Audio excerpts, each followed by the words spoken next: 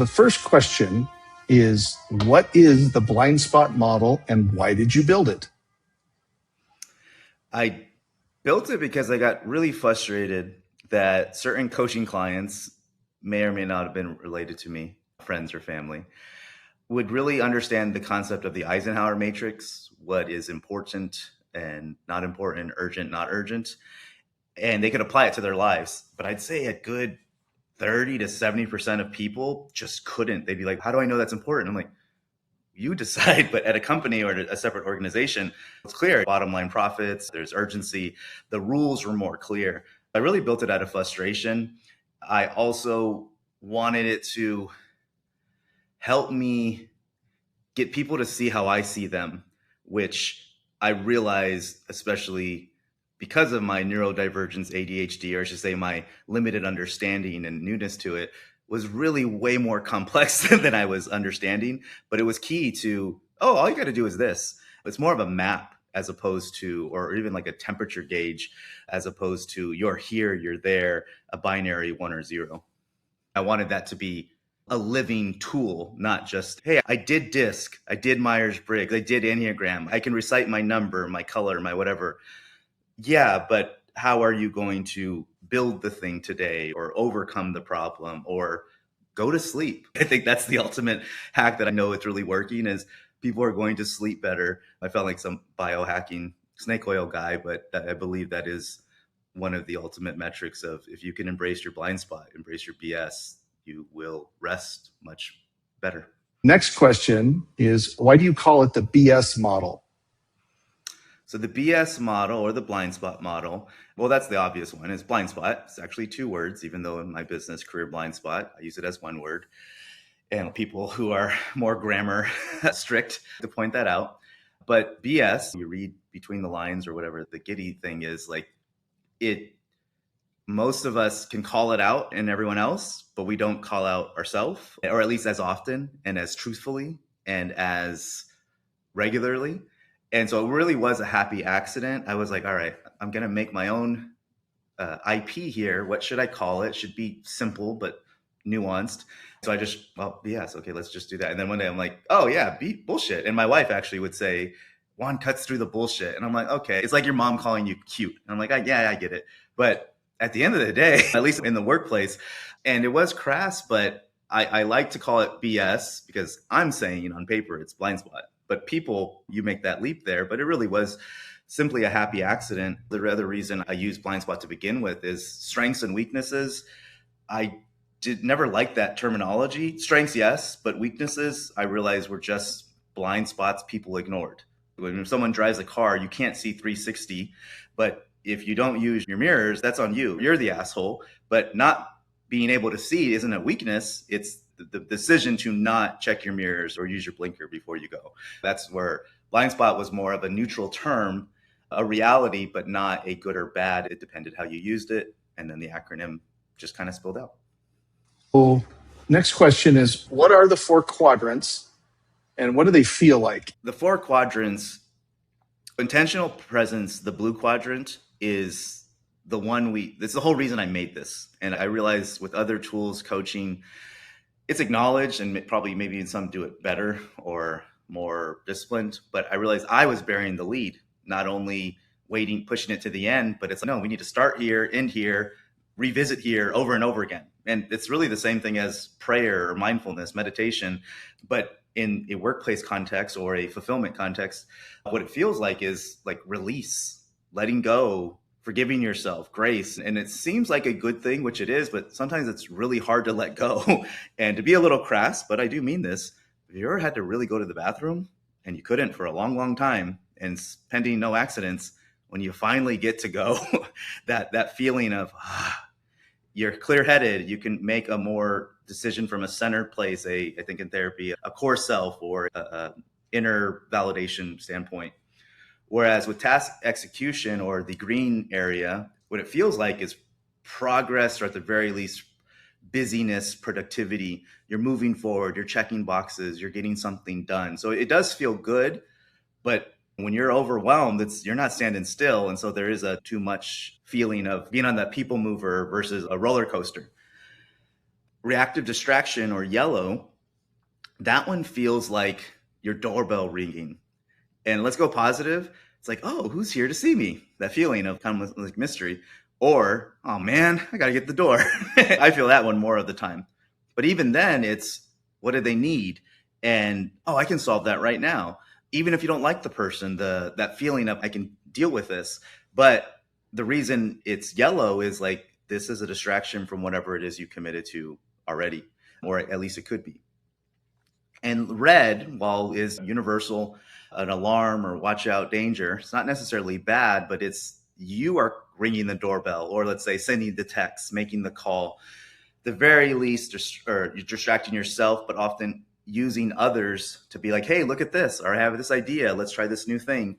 And again, those things aren't bad. None of these are purely good or bad, but that feeling with red is almost like you're hiding from something. I like to think, at least with therapy, like you ever see a building that comes to a point, I think on Friends, the TV show, but the stuff you need to focus in life is right here. And your brain, your ego is really good at looking any other way.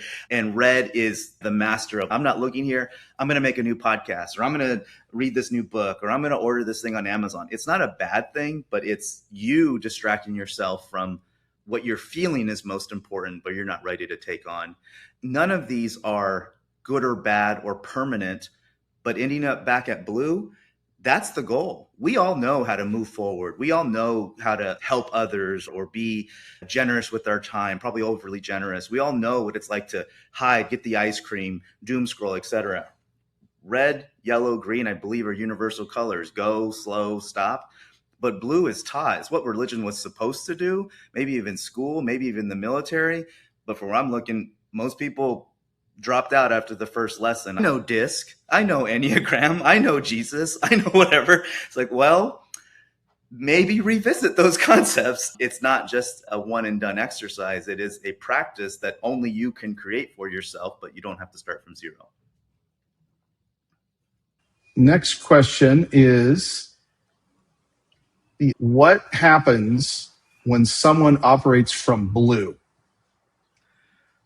When someone's in blue or intentional presence, especially for those who are newer to this, I think a lot of times, no, I know a lot of times they feel guilty. Like, I should be doing other stuff. But you're not, and you're choosing to do this. You are giving yourself, what do they call it, self-care or a break, etc. But ultimately, you are going to start to feel liberated, if not vindicated, of, hey, I'm not crazy. These things, these feelings that I have are valid. Your feelings are true. What's the stupid social media, facts don't care about your feelings? Well, I fucking do. And I'm not saying you're 100% right, but they matter. Your opinions matter. In fact, it shapes everything. You can see the best movie ever, but if you're tight during the whole movie, or and vice versa, you can see the worst movie ever, but you're just enjoying life.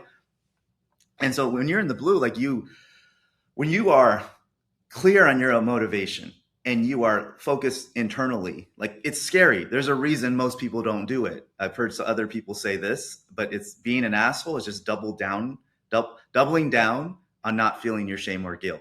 Being blue is embracing not just the shame and guilt, but all of it, the excitement, the fear, the love, the horniness, the cringe, the whatever. And so I think initially it feels like you're dipping your toe in the water. But then after a while, it's like you're playing. It's like, that's what pools are for. And they happen to be blue. I didn't do that on purpose, but that's what happens. How do high performers stay in green? How or why high performers stay high performers, I believe, is because you inherit these work ethics. And that sounds good.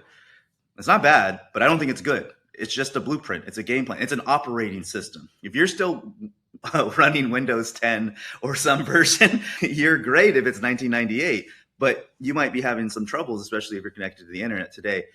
When you're a high performer, you have inherited a version of productivity. And when you plug into the right environment, it's great. And you get rewarded usually with money, bonuses, accolades, title, promotions, etc. So like the incentive is there. You keep scoring baskets, we keep extending your contract. But I think the reason they stay there as opposed to go to blue naturally, like you would think, hey, inevitably I'm winning championships, I'm crushing sales goals or whatever it is, I should become this enlightened preacher, leader, etc. It's like, no, it's like saying I'm gonna be a bodybuilder that'll eventually lead me to nirvana.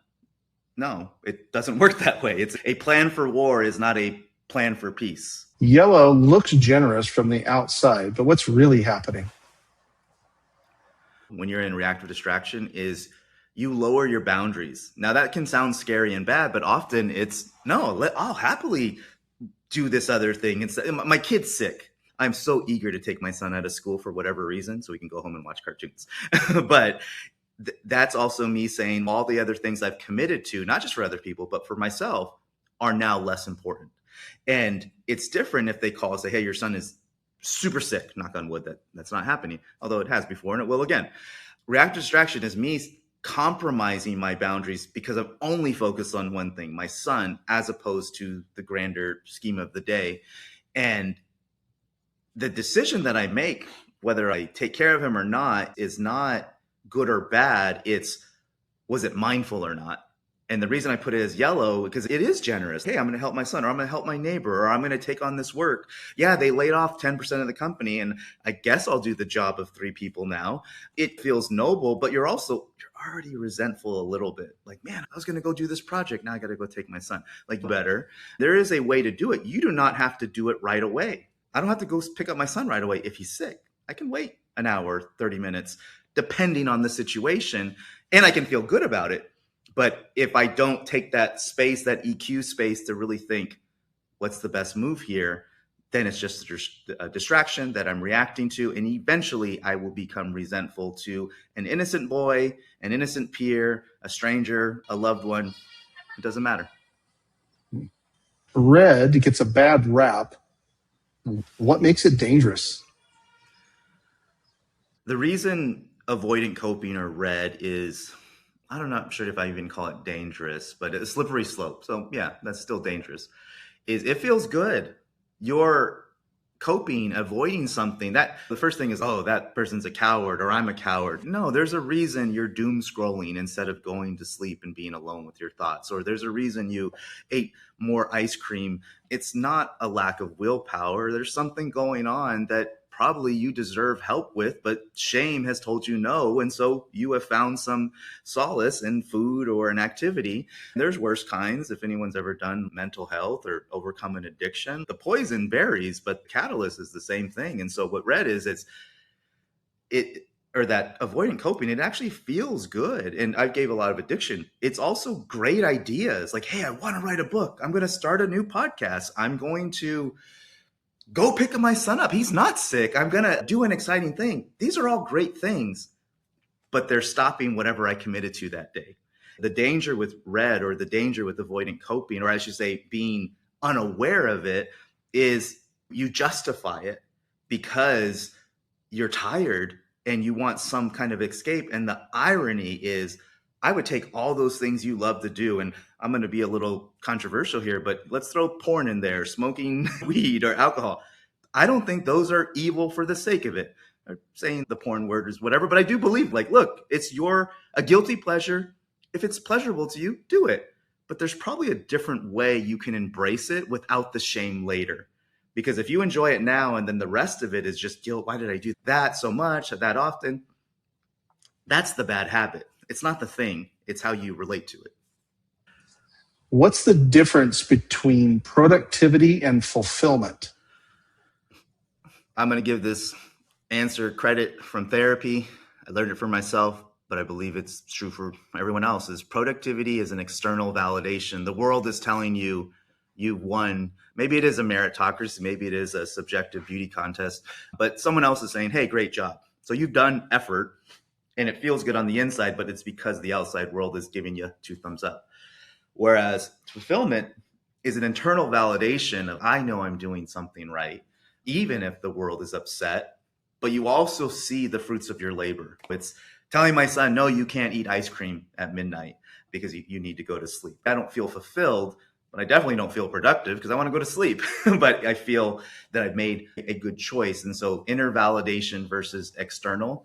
And then the fruits of your labor or the impact is just flipped. I believe that you really can do both, but being productive I say 1% chance gets you to fulfillment by just doing that. But doing fulfilling things, you have to be productive. How can someone identify their true or natural quadrant? This, I think, is going to be the hardest part for people who aren't committed to, as the kids say, wanting all the smoke, embracing the blind spot, having the shine light. So if like you don't want that, tune out, click off of this. But for those who are like, hey, I do want to get the feedback, get the tough love, I think the best thing to do is come up with, and there's almost like a cringe in me, of a structured cadence that daily write out a BS model. There's an exercise I'll show you where you just take a piece of paper and you tilt it to the side on purpose because you're shifting your perspective here. You're not doing the same old thing. But at the very top is intentional presence. What deserves your attention? Maybe you won't give it, but what do you really want to do wholeheartedly? You really want to watch a movie with your loved one. You really want to savor that ice cream or whatever it is that you're going to be looking forward to. And then there's the things you do have scheduled that you probably should schedule that day. That's your green stuff. It's basically a calendar. And then the red and yellow, the external distractions and the internal sabotage, those are probably like your greatest hits. Like you could probably make a bet with yourself that this is going to happen or this person's whatever. And just not judge yourself. I got this from mindfulness meditation apps, but observe your mental state, your narrative non-judgmentally, which is hard to do. But once you do it, like it's very freeing. Yeah, I'm blabbing on right now, or I'm doing this. And if you can put it in this diamond, that's basically hacking the journal exercise where people are like, I don't want to journal.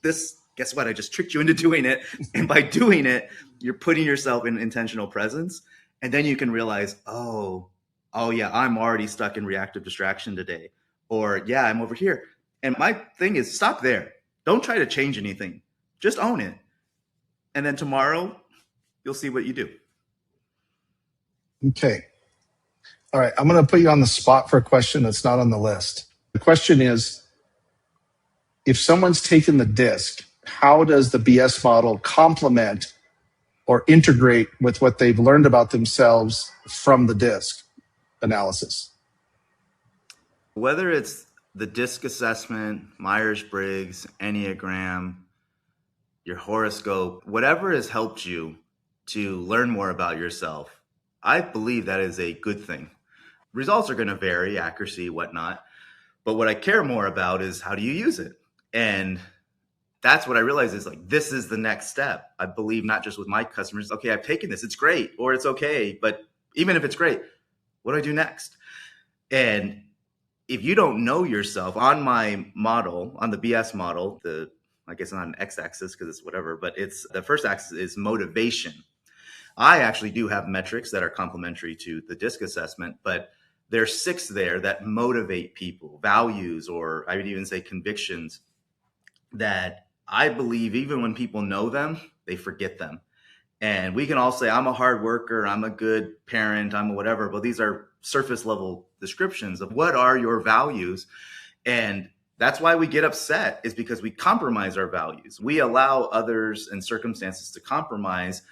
And that's why fulfillment feels so good, but also really scary most of the time because you have to go fight other people. So if you have another tool like a DISC, even an EQ assessment, it should be helping you clarify your motivation. Why am I going to work? Here, let's take the pressure off you listening.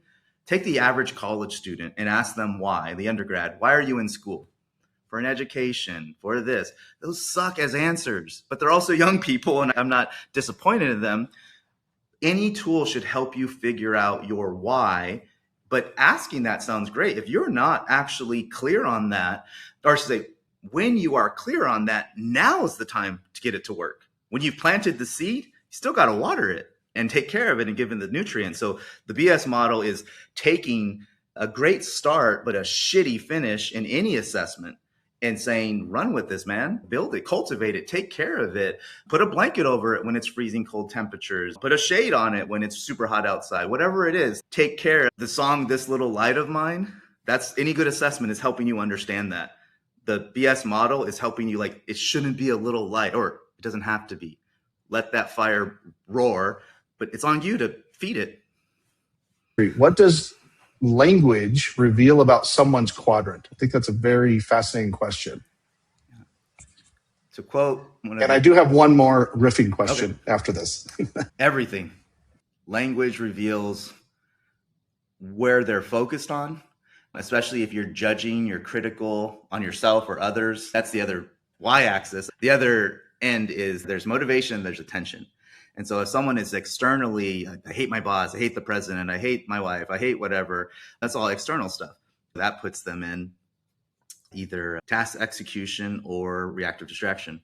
But if it's like, I'm bad or I'm good or I'm the best, man, everyone else sucks, that's an internal attention. The negativity or the positivity, and or even, I wouldn't even use that spectrum. I'd say truth. Is someone saying, like the other day, my wife did say this, I don't know what my priorities are, as she's holding our sick baby.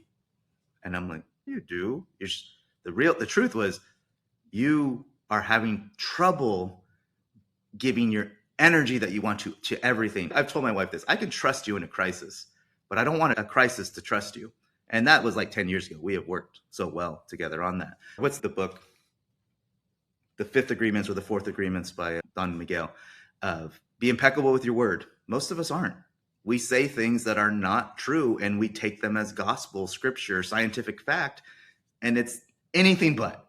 And really that the blue zone of the BS model, that's the only place you're really being 100% truthful. Okay, great. I know this is a new model. So what I'm curious about is, how does someone's social conditioning and life experiences impact or influence how they see or use the BS model? I mean, it's a bit of a, I don't know if meta is the right phrase question, but that's what it's for. I think it's not a new concept for me. I realize my brain has been seeing people for all the times I've done the DISC assessment and workshops. And then I see people, oh, this is happening, this is happening. I put them in those quadrants. I've been able to like extract this visual of my brain to show people. And I've always, not a primary thing, but it is important to me. Like, oh, what would a person of color or in a different country or whatever? And I'm someone who wants to be progressive, equal, but also I know I have conditioning and there's stupid stuff that has come in my mouth and probably will again. I can't make a universal tool, but also let me try. And this is not a truth, like a lie detector. It's a tool that I don't care where you come from. No, I'll flip that, the opposite. I do care where you come from. But the blue area is the only, in religious deconstruction, that's blue. Going to do something about it, that's green, actually taking action. Even progressives or liberal who will say, oh, white people, even you or my friends who are very big on advocate, that they will use lazy language that doesn't help anyone. And I know that's not them fixed, but I know there are people who do want to say, oh, you know what? That's not helping me. Maybe I need to take a different perspective on this. I'll boil it down this way. My name is Juan Kingsbury. I stick out. My name doesn't make sense and everyone asks questions about it. I used to hate it, but it's my superpower. I realize it's everyone's superpower. Just got to figure out where that is and where it actually... Superman is not Superman on Krypton. He's Superman on Earth, and that works for him. Play to these dichotomies of yourself. But I can go into a room full of black women and say, I'm going to tell you what your truth is. And they can, actually, you know what? Hire me for a keynote. You guys will love me. But it also means something totally different when Maya Angelou or anyone who can relate to them in any other way challenges them to say, what is your truth? I think there's more of a warning here. If you're going to use the BS model or use it to coach someone else, not everyone wants to tell the truth to you. Not everyone deserves your space and vulnerability. I'll boil it down to something way more relatable. I think therapy is a great concept. It's an unfortunate necessity, but you can fire your therapist if you don't feel comfortable, if they're not reaching your standard. And people, I think, don't realize that. Like, it's for you. It is the most selfish thing or self-benefiting thing you can do. And you should have high standards for it. You should also be a little bit patient. And it's hard because you're mentally ill or you're tired or whatever. So you're trying to help yourself. But you can fire your therapist. You can fire your doctor, all these different things. With the BS model, regardless of your background, who do you want help if you want to get better at telling the truth about yourself, your circumstances, and the resources? Because I don't care where you're from. And this one is hard. Like, I know this one will come back and bite me in the ass. But everyone has some type of advantage, some type of gift, some type of whatever it is. The difference is the resources, the time, the capacity to go and use it. The BS model is like your, what is the Rosetta Stone to figuring out, how do I make my soup to feed the world and not go hungry myself. That is what it's a truth-telling tool.